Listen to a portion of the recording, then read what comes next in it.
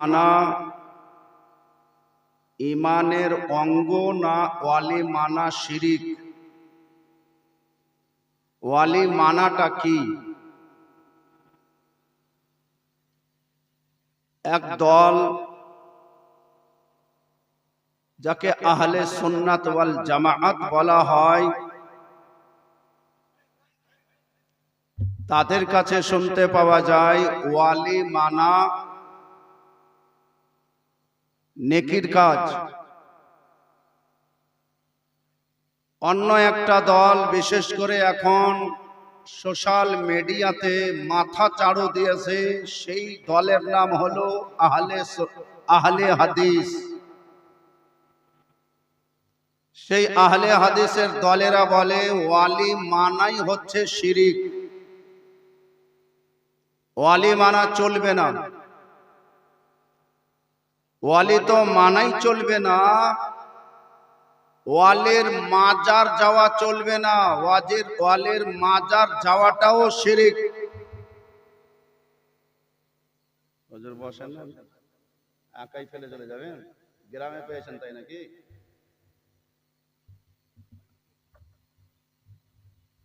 আপনি থাকলে সাহস আলাদা আছে। আচ্ছা ঠিক আছে, মাশাআল্লাহ। আমার অতি নিকটবর্তী এবং বন্ধুবর এখন জামিয়া গাউসিয়া রাজবিয়ায়, গাড়িঘাট মাদ্রাসায়, তারই নেতৃত্বে, তারই অধীনে আমাদের মতো নগণ্য সেই মাদ্রাসায় শিক্ষকতা করছি, আলহামদুলিল্লাহ। যাই হোক, এই তুমি একটু এদিকে আওয়াজ বেটা একটু মানে দিয়ে রাখো, চুচা করে যাও না, ঠিক আছে? তোমার আওয়াজ একটু সামান্য খালি আওয়াজটা দাও। মাশাআল্লাহ, আলহামদুলিল্লাহ। আমি জানি আবার বেশি দিছে, কম করো ইনশাআল্লাহ। আপনারা গজলও শুনেন তো, ওটা একটু পরে দেখছি। কয়েকটা গজল শোনা হয়ে গেল আপনাদের। আমি গজল বলবো ইনশাআল্লাহ। আমি ধার করা গজল বলি না, যেটা আমি নিজে রচনা করি সেটাই গজল সুর দিয়ে শোনাবো। আজকে একদম তাজা টাটকা গরম জিলাপির মতন ভাপ উঠা গজল শোনাবো, খালি আপনারা বসে থাকেন। আগে এই জিনিসটা আমাদের জানা দরকার। গজল শুনতে আসবেন, এতে নেকি আছে, কিন্তু রাসূলুল্লাহ সাল্লাল্লাহু আলাইহি সাল্লাম বলেন কোরআন হাদিস জলসাতে শিখতে যাব এই মনে করে যদি বাড়ি থেকে কেউ বেরোয়, তাহলে আর বুড়া হয়ে বেরোলো না, যুবক হয়ে বেরোলো না, চাংড়া হয়ে বেরোলো না, ছেলে হয়ে বেরোলো না, সে ইলিম শিক্ষার জন্য বেরোলছে। তাকে তালেবুল ইলিম বলা হয়। এক কদম রাখে, তার কদম রাখার আগে আল্লাহর ফেরেশতা নিজের পর বিছিয়ে দেন, নিজের পাখা বিছিয়ে দেন। শুধু মাদ্রাসার তালিবুল ইলমের কদম তলাই নয়, আপনিও যদি নিয়ত করে আসেন যে আমি কিছু শিখতে যাচ্ছি, তাহলে আমরা অবশ্যই জলসাতে এসেছি কিছু শিক্ষা অর্জন করার জন্য, কিছু শিক্ষা গ্রহণ করার জন্য। জলসার নাম এমেজ নয়, জলসার নাম ऐश मस्ती ফুর্তি নয়। জলসাটা হচ্ছে একটা ইউনিভার্সিটি, জলসা হচ্ছে একটা বিদ্যালয়, জলসা হচ্ছে একটা দারুল উলুম। এই জলসা হতে আপনাকে ফতোয়া শিখতে হবে, আপনাকে আকাইদ মজবুত করে যেতে হবে। হে বেরাদার, পবিত্র কোরআনে আমার আল্লাহ রাব্বুল আলামিন বলেন ওয়ালি মানা যাবে কি যাবে না? আগে তাদেরই দলিল দিই যারা নিজকে আহলে হাদিস বা দেওবন্দি বলে। তারা কোরআন হতে সূরা আল বাকারা আয়াত নম্বর 103, সেই আয়াত থেকে বলে ওয়ামা লাকুম মিন দুনিল্লাহি মিন ওয়ালিয়্যিন ওয়ালা নাসির, তোমাদের জন্য আল্লাহ ব্যতীত কোনো ওলি নাই, কোনো মদদগার নেই। ওয়ালি একমাত্র আল্লাহ। ওমা লাকুম মিন দুনিল্লাহি মিন ওয়ালিয়্যিন ওয়ালা নাসির। আল্লাহ ছাড়া কোনো ওলি নেই, কোনো মুর্শিদ নেই, কোনো মদদগার নেই। কোরআনের আয়াত। তাহলে হুজুর এটা আয়াত লেখা আছে? হ্যাঁ লেখা আছে। সূরা আল বাকারা আয়াত নম্বর 103। তাহলে হুজুর আমরা যে ওয়ালি মানি, তাহলে এখন আমাদের কি বুদ্ধি হবে? আমরা এখন কোথায় যাব? আমরা তাহলে ওয়ালি ভুল মানি? কোরআনে তো এইভাবে লেখা আছে। তাহলে আপনি নিজের দলিলটা শুনবেন না শুনবেন না? মাথা হিলান না, জুবানে বলেন। শুনবেন তো? তাহলে একবার জোরে বলেন তো সুবহানাল্লাহ। হাত তুলে বলেন একবার ইয়া রাসূলুল্লাহ। হলো না? একবার আর জোরে বলেন ইয়া রাসূলুল্লাহ। তাহলে শুনবেন আপনি। আহলে সুন্নাত ওয়াল জামাতের দলিল কি? যে ওয়ালি মানতে হবে। ওয়ালি আছে, কোরআন থেকে তারা দলিল দেয়। হুজুর আপনিও কোরআন থেকে দলিল দেন, আপনাকেও কোরআন থেকে দলিল দিতে হবে। ওয়ালি মানতে হবে, কোরআন থেকে দলিল দিতে হবে। তাহলে আলহামদুলিল্লাহ, সূরা আল মাইদা আয়াত নম্বর 55। মুহাব্বতে বলেন সুবহানাল্লাহ। আমার আল্লাহ রাব্বুল আলামিন বলেন, ইন্নামা ওয়ালিয়ুকুমুল্লাহ, নিশ্চয় তোমাদের ওয়ালি এক আল্লাহ, ওয়া রাসূলুহু, এবং রাসূলুল্লাহ, ওয়াল্লাযিনা আমানু, এবং তোমাদের মধ্যে যারা পাকা ঈমানদার। তাহলে হুজুর এই আয়াতে তো তিন ধরনের ওয়ালি দেখতে পাওয়া যাচ্ছে। আল্লাহ নিজকে বলছেন ইন্নামা ওয়ালিয়ুকুমুল্লাহ, নিশ্চয় আল্লাহ তোমাদের জন্য ওয়ালি, মদদগার। ওয়া রাসূলুহু, এবং আল্লাহর রাসূল তোমাদের জন্য ওলি মানে মদদগার। ওয়াল্লাযিনা আমানু, এবং যারা ঈমান আনয়ন করেছেন, পাকা ঈমানদার হয়েছেন, তারাও তোমাদের জন্য ওয়ালি। হুজুর বুঝতে তো পারলাম না। এক জায়গাতে আছে ওয়ামা লাকুম, তোমাদের জন্য আল্লাহ ছাড়া কেউ ওয়ালি নেই। এখানে দেখছি তিনজন ওয়ালি। একজন আল্লাহ, দ্বিতীয় নম্বরে রাসূলুল্লাহ, তৃতীয় নম্বরে আমাদের মতো মুমিনকেও আল্লাহ ওয়ালি বলেছেন। তাহলে হুজুর এখানে তো একটু মাথা খারাপ হচ্ছে। মাথা খারাপ করার কিছু নয়। তাহলে কোরআনে আর কোনো আয়াত আছে না? নাই, আছে। তাহলে হুজুর সেটা বলুন। আল্লাহ রাব্বুল আলামিন বলেন, আলা ইন্না আউলিয়া আল্লাহ লা খাউফুন আলাইহিম ওয়া লা হুম ইয়াহজানুন। সূরা ইউনূস আয়াত নম্বর 62। আমার আল্লাহ রাব্বুল আলামিন বলেন, হে আমার বান্দারা, খবরদার হয়ে যাও, নিশ্চয় আল্লাহর ওয়ালিদেরকে এই পৃথিবীতে না কোনো ভয় আছে না চিন্তা আছে। যারা ঝুমকে বলিয়ে সুবহানাল্লাহ। তাহলে আল্লাহর ওয়ালি আছেন, অবশ্যই আল্লাহর ওয়ালি আছেন, আল্লাহ নিজেই বলছেন। তাহলে তার আগে যে আপনি আয়াত পড়লেন, ওয়ামা লাকুম মিন দুনিল্লাহি মিন ওয়ালিয়্যিন ওয়ালা নাসির, তোমাদের জন্য আল্লাহ ব্যতীত কোনো ওলি নাই, কোনো মদদগার নাই। আমার আল্লাহ বলেন আউলিয়া হুমুত তাগুত, সেই ওয়ালিটা হলো শয়তান, সে ওয়ালিটা হলো তাগুত। সে ওয়ালিকে তারা যায় সিজদা করে, সেটা আল্লাহ নয়, সেটা আল্লাহর ওলিও নয়, সেটা আল্লাহর রাসূলও নয়। ওটা কেবলমাত্র গাছ, তাকে ওয়ালি মনে করে নিয়েছে। ওটা কেবলমাত্র পাহাড়, তাকে ওয়ালি মনে করে নিয়েছে। ওটা কেবলমাত্র পাথর, তাকে ওয়ালি মনে করে নিয়েছে। ওটা কেবলমাত্র গঙ্গা, তাকে মদদগার মনে করে নিয়েছে। সেই মদদগার আল্লাহ ব্যতীত মদদগার, সেই মদদগার আল্লাহ ব্যতীত মদদগার, তাকে মানা চলবে না। আল্লাহ যুক্ত যেটা মদদগার, আল্লাহ যুক্ত যেটা মদদগার, তাকে অবশ্যই মানা যাবে। তাহলে বুঝতে পারা গেল ওয়ালি চার প্রকার। প্রথম নম্বরে মুসলমানের ওয়ালি হলেন আল্লাহ, দ্বিতীয় নম্বরে রাসূলুল্লাহ নবিউল্লাহ, তৃতীয় নম্বরে আল্লাহর পাকা পরহেজগার মুমিন বান্দা। আল্লাহ নিজে বলেন আল্লাযীনা ইউকিমুনাস সালাতা, যে সদা সর্বদা নামাজ আদায় করেছেন, ওয়া ইউতুনাজ যাকাতা, যাকাত প্রদান করেছেন, ওয়া হুম রাকিউন, এবং আল্লাহর দিকেই ঝুঁকে থেকেছেন। এরাও হচ্ছেন ওয়ালি। ওয়ালি কোন ওয়ালি মানা চলবে না?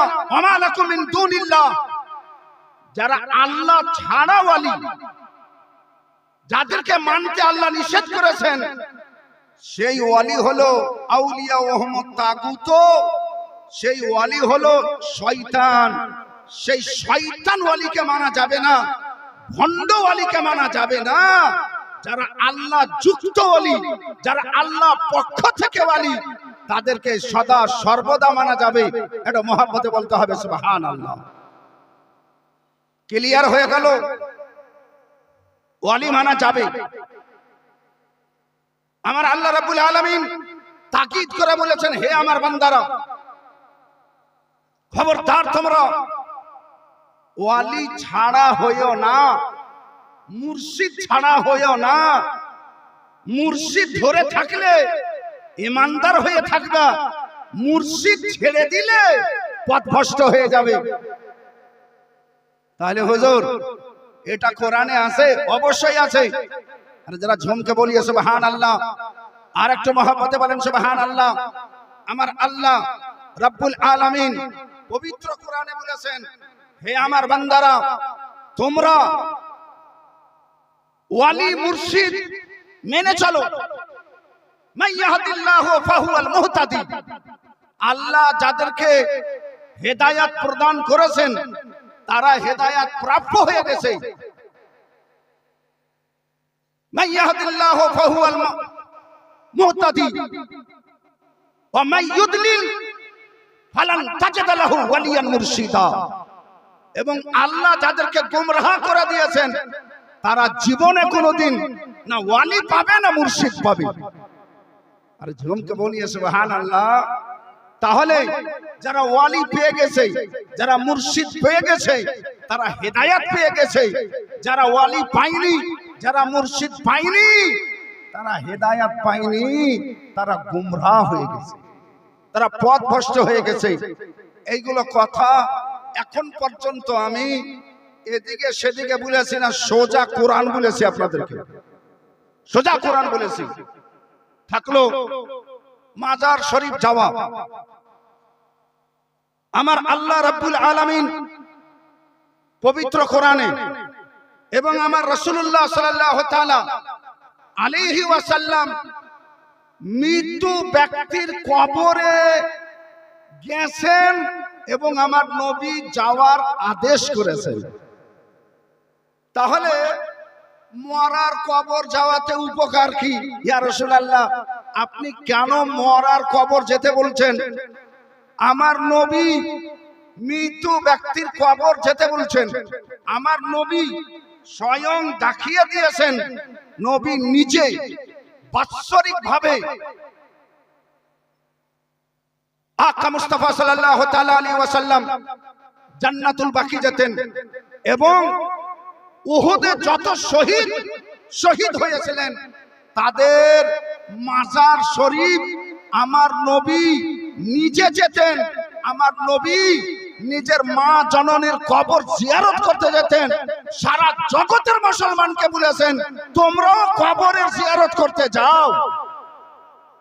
বিরাদার, আজ যারা বলছে মাজার জিয়ারত করা শিরক, মাজার যাওয়া শিরক, তারা দলিল কোথায় পেল যে মাজার যাওয়া শিরক হয়ে গেল?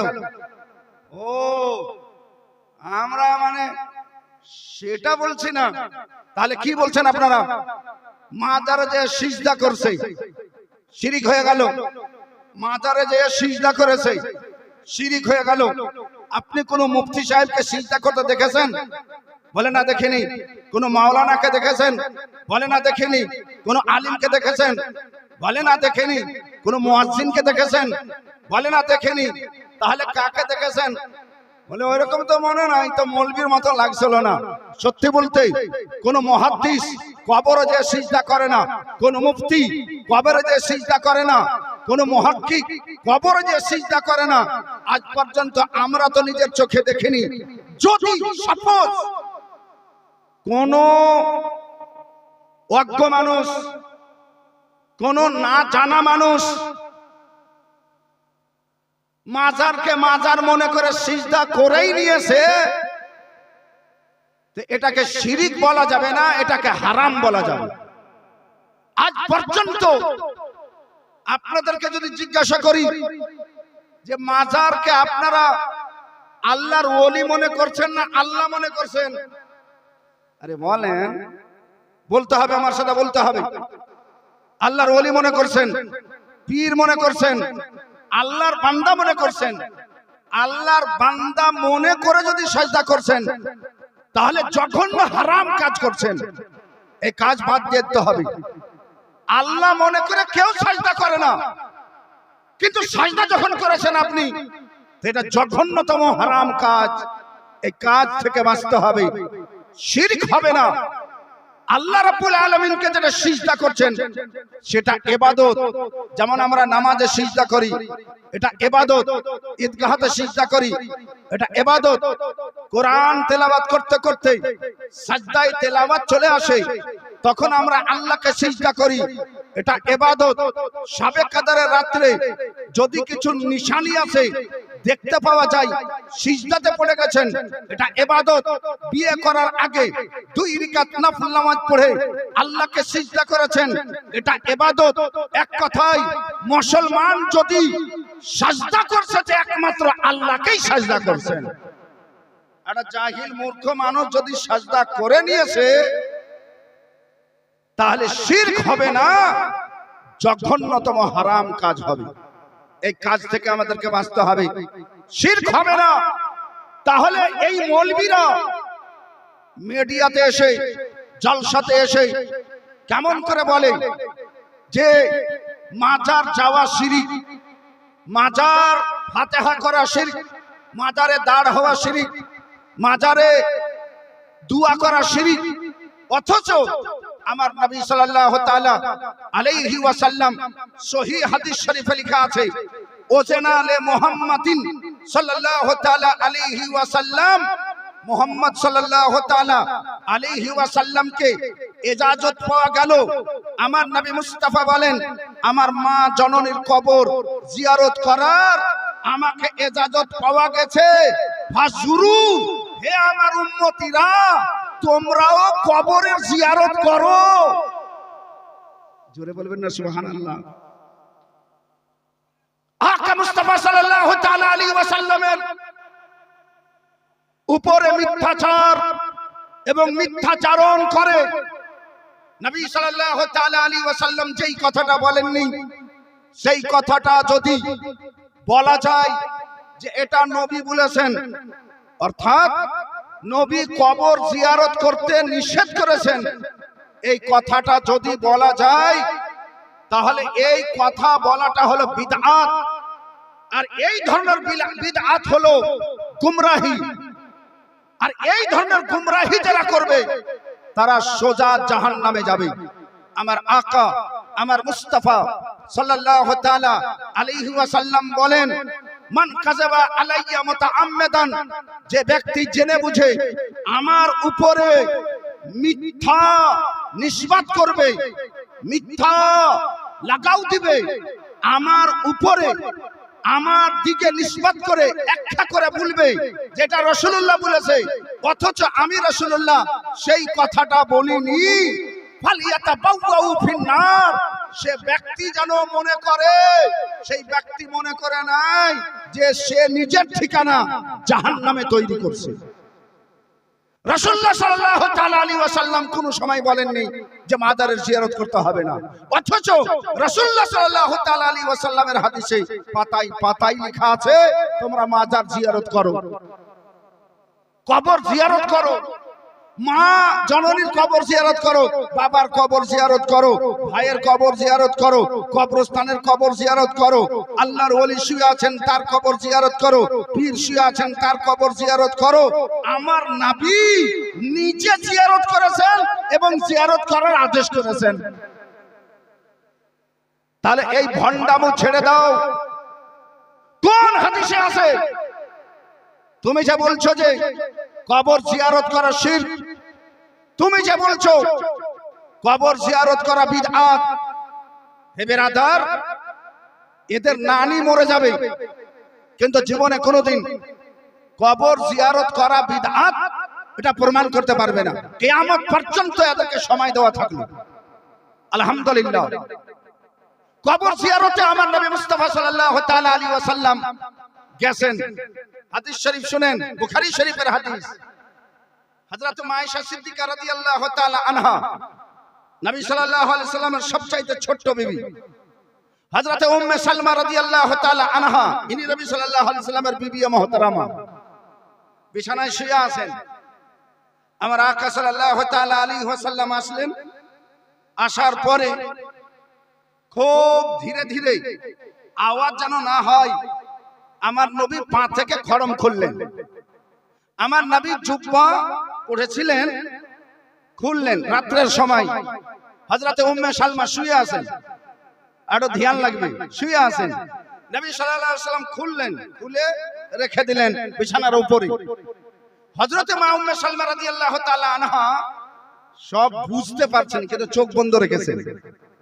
যে নবী খড়ম খুললেন বুঝতে পারছেন, নবীর জুব্বা খোলা হলো বুঝতে পারছেন। কিছুক্ষণ নবী দাঁড়িয়ে থাকলেন, তারপরে আবার জুব্বাটা পরলেন, আবার খড়ম পরে নবী সাল্লাল্লাহু আলাইহি ওয়াসাল্লামকে বিছানায় শোয়া দরকার। রাত 12টারও উপরে হয়ে গেছে। হযরত আকা সাল্লাল্লাহু আলাইহি ওয়াসাল্লাম বিছানায় শুইলেন না, নবী ঘর থেকে বাহিরের দিকে চলে যাচ্ছেন। হযরত মা উম্মে সালমা রাদিয়াল্লাহু তাআলা আনহা বিছানায় উঠে বসলেন। বসার পরে খুব চিন্তিতা, নবী আমার কোথায় গেলেন? কোনো অন্য বিবির ঘরে তো চলে যায়নি। তো উনি একটু উকি মেরে দেখছেন, তো না, নবী তো এখানে নাই। নবী সাল্লাল্লাহু আলাইহি ওয়াসাল্লাম তাহলে কোথায় গেছেন? মসজিদে নববীর ভিতরে দেখছেন, তো সেখানেও নবী নেই। বুখারীর হাদিসে আছে। আকা মুস্তাফা সাল্লাল্লাহু তাআলা আলাইহি ওয়াসাল্লামকে খোঁজ করতে করতে চলে যাচ্ছেন। কোন দিকে যাচ্ছেন? সামনে বিশাল বড় একটা কবরস্থান। দয়ালু আকা মুস্তাফা এই কবরস্থানে মাঝে মধ্যে আছেন। হযরতে আয়েশা সিদ্দিকা একটা জঙ্গলের রাস্তা পের করে জান্নাতুল বাকি কবরস্থানে আসেন নবীকে খোঁজ করার জন্য। তিনি জানেন না এখানেই আছেন, হলে হতে পারে নবী এখানে আছেন। হযরতে আম্মা জান নবী মুস্তাফাকে খোঁজ করতে করতে এসে দেখছেন দয়ালু আকা মুস্তাফা কবরের দিকে হাত তুলে দোয়া করছেন। নবী মুস্তাফার চোখে অশ্রু গড়ে গড়ে বুকে পড়ছে। দাড়ি মোবারক ভিজে গেছে, টপ টপ করে চোখের অশ্রু নোরানি দাড়ি মোবারক দিয়ে বুক পর্যন্ত এসে গেছে। মায়েশা মা উম্মে সালমা নবী মুস্তাফার সামনে দাঁড় হলেন। আকা মুস্তাফা দোয়া শেষ করে নবী মুস্তাফা বলছেন, উম্মে সালমা তুমি ভাবছো আল্লাহ এবং রাসূলুল্লাহ তোমার হক কেড়ে নেবে না? আমি অন্য কোন বিবির কাছে যাইনি, আমার উম্মতের কবর জিয়ারত করতে এসেছি। দয়ালু আকা মুস্তাফা সাল্লাল্লাহু তাআলা আলাইহি ওয়াসাল্লাম যেখানে উম্মতের কবর জিয়ারত করতে আসতেন, হে বেরাদার আপনি জানেন না ফাতেহে মক্কার দিন নবী সাল্লাল্লাহু তাআলা আলাইহি ওয়াসাল্লাম সাহাবাগণকে নিয়ে আম্মা জানের কবরে এসেছেন। দয়ালু আকা মুস্তাফা সাল্লাল্লাহু তাআলা আলাইহি ওয়াসাল্লাম মা জননীর কবরের সামনে দাঁড় হয়েছেন। হাদিস শরীফ বুখারী তাতে লেখা আছে, হুজুর আকরাম সাল্লাল্লাহু তাআলা আলাইহি ওয়াসাল্লাম মায়ের কবরের সামনে এমন ভাবে কাঁদছেন, হাদিসে লেখা আছে কাসাবিয়িন, যেমন বাচ্চা ছেলে কাঁদে, ফায়াবকি রাসূলুল্লাহ সাল্লাল্লাহু তাআলা আলাইহি ওয়াসাল্লাম, তদ্রুপ নবী মুস্তাফা কাঁদছেন। নবীর কাঁদনে শতাধিক সাহাবীর চোখ দিয়ে ঝরঝর করে অশ্রু পড়ছে। নবীর কাঁদনের কারণে নবী সাল্লাল্লাহু আলাইহি ওয়াসাল্লাম মা জননীর কবরে এসেছেন জিয়ারত করার জন্য। নবী বসে গেছেন, নবী মায়ের কবর ধরে নিয়েছেন। আরে ঝুমকে বলিয়ে সুবহানাল্লাহ।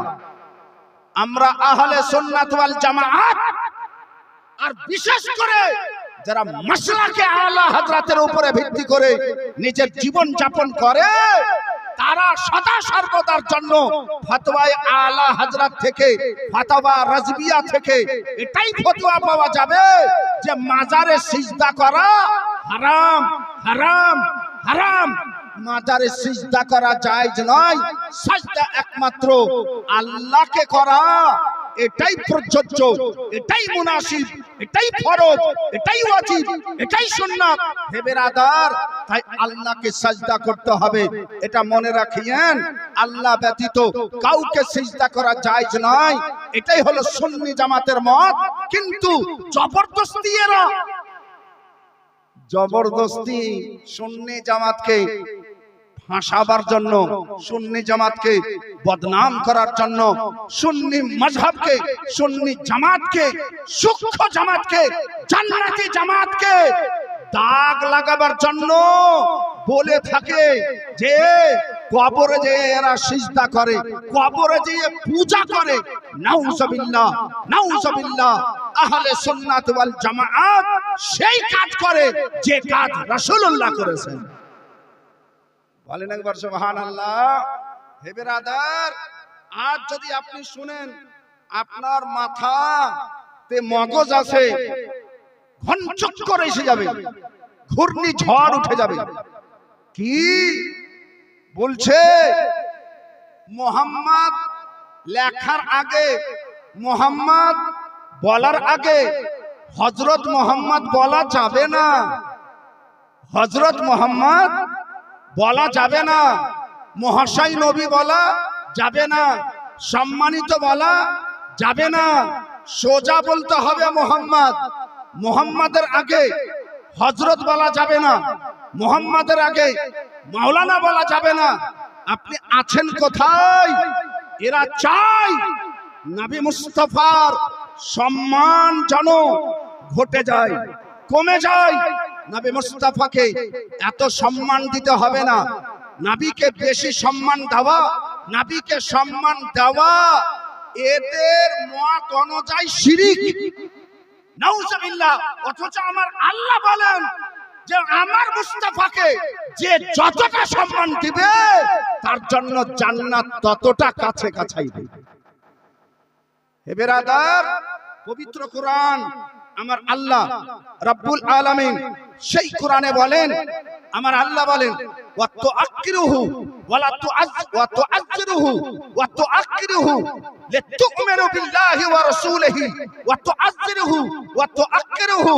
হে জগতের মানুষেরা, তোমরা আল্লাহর উপরে ঈমান আনয়ন করো এবং আল্লাহর রাসূলের উপরে ঈমান আনয়ন করো এবং রাসূলের তোমরা তাজিম করো, তাকে সম্মান দাও। আর জোরে বলেন সুবহানাল্লাহ।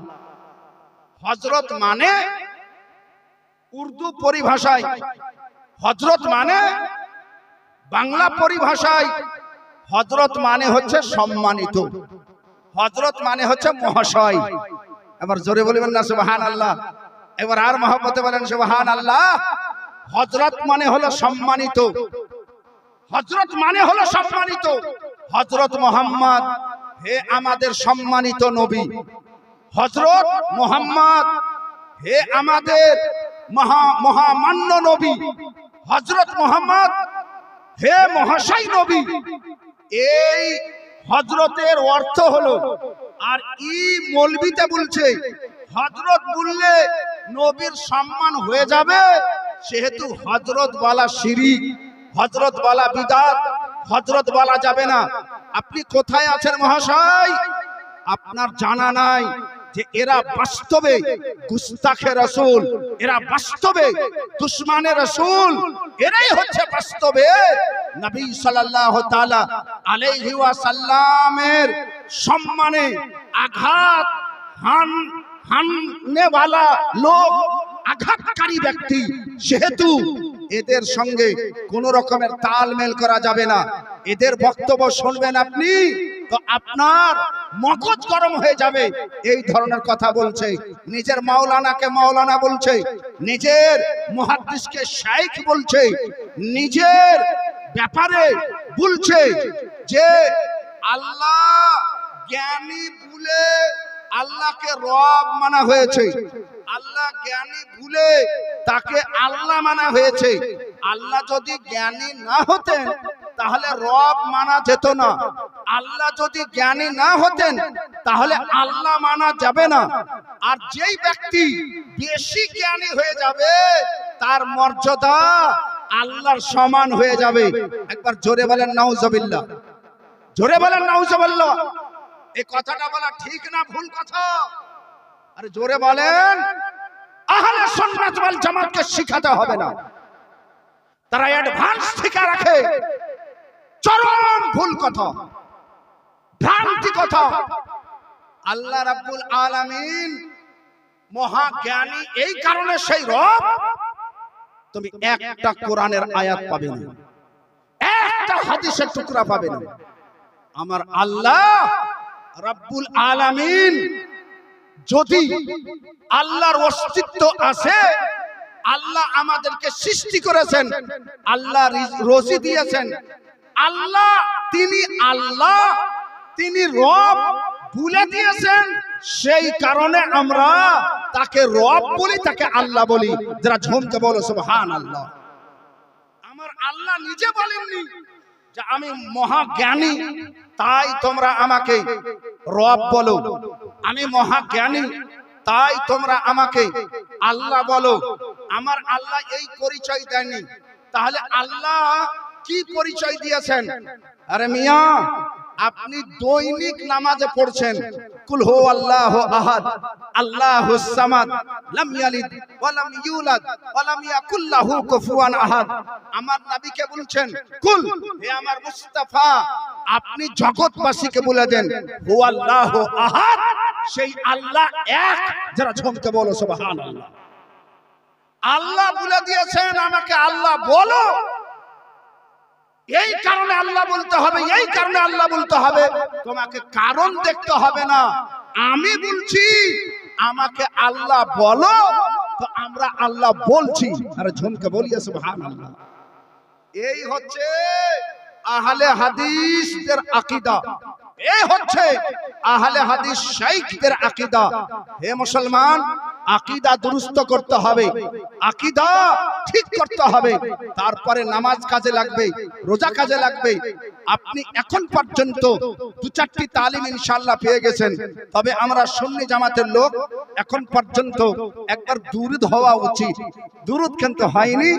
আমি একবার দুরূদ পড়তে চাই আপনাদেরকে নিয়ে, তারপরে আগামী যেটা বলবো ইনশাআল্লাহ আপনাদের বহুগুলো অজানা জিনিস জানতে পারবেন। যেমন আপনি ওয়ালির ব্যাপারে জানতে পারলেন, যেমন আপনি কবর জিয়ারতের ব্যাপারে জানতে পারলেন, যেমন আপনি আল্লাহর ব্যাপারে জানতে পারলেন। আগে কি বলছি আপনাকে শুনতে হবে। জোরে জোরে দুরূদ শরীফ পাঠ করুন। আল্লাহ